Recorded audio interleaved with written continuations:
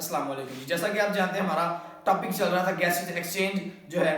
پہلے ہم نے ٹاپک کو ایکسپلین کیا کہ گیسز ایکسچینج پلانٹس کے اندر کن پروسیسز کے تحت جو ہے وہ گیسوں کا تبادلہ ہوتا ہے. پھر ہم نے ڈسکس کیا ڈیٹیل میں کہ انسانوں کے اندر گیسوں کا تبادلہ کیسے ہوتا ہے، اور ان گیسوں کے تبادلے میں دو ہم نے پارٹس پڑھے تھے، ایک ایئر پیسج وے اور دوسرا جو ہے لنگز پھیپھڑے. ٹھیک ہے، آج ہم پڑھیں گے میکانزم آف بریتھنگ کہ بریتھنگ پروسیس جو ہے وہ کیا ہوتا ہے. اس میں بیسیکلی دو پروسیس ہوتے ہیں. پہلا پروسیس ہے انسپیریشن یعنی کہ انہیلیشن جس کو ہم کہتے ہیں، جس میں ہم ایئر کو انہیل کرتے ہیں، ناک کے ذریعے اندر لے کر جاتے ہیں. تو اس میں ہونے والی تبدیلیاں کون کون سی ہیں، یہ امپورٹنٹ شارٹ کویسچن بھی ہے کہ انہیلیشن میں ہونے والی تبدیلیاں بیان کریں. تو انہیلیشن میں جو ہے فرسٹ آف آل ہماری ریبز کے مسلز کنٹریکٹ ہوتے ہیں اور ریبز اوپر کی طرف اٹھ جاتی ہیں. آپ ریبز اوپر اٹھ جاتی ہیں، اور اس کے بعد ہم نے ایک مسکولر سٹرکچر پڑھا تھا ڈایافرام، جو کہ پھیپھڑوں کے بالکل نیچے ہوتا ہے. ٹھیک ہے، چونکہ یہ گنبد نما شکل میں ہوتا ہے تو جیسے ہی پھیپھڑوں کے اندر ہوا جاتی ہے تو یہ بھی کنٹریکٹ کر جاتا ہے اور یہ نیچے کی طرف ہو جاتا ہے، جس سے کیا ہوتا ہے کہ جسم کا ہمارے چیسٹ کا ایریا بڑھ جاتا ہے، سینے کے خلا کا بڑھ جاتا ہے، اور پھیپھڑوں کے اندر جو ہے دباؤ میں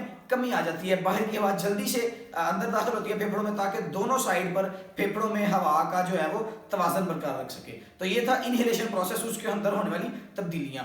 اس کے بعد آتا ہے دوسرا پروسیس جس میں ہم سانس کے ذریعے ہوا کو، ناخالص ہوا کو باہر نکال دیتے ہیں، وہ ہے ایکسپیریشن جس کو ہم ایکسہیلیشن بھی کہتے ہیں.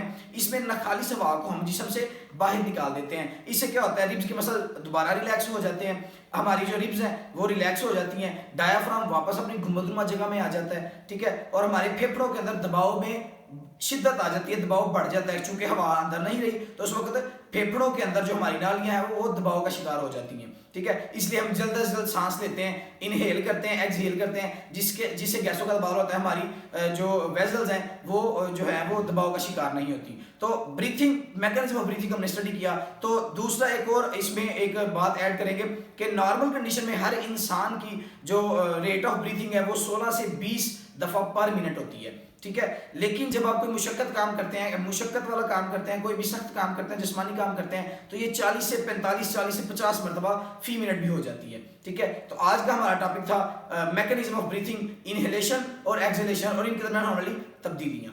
Thank you.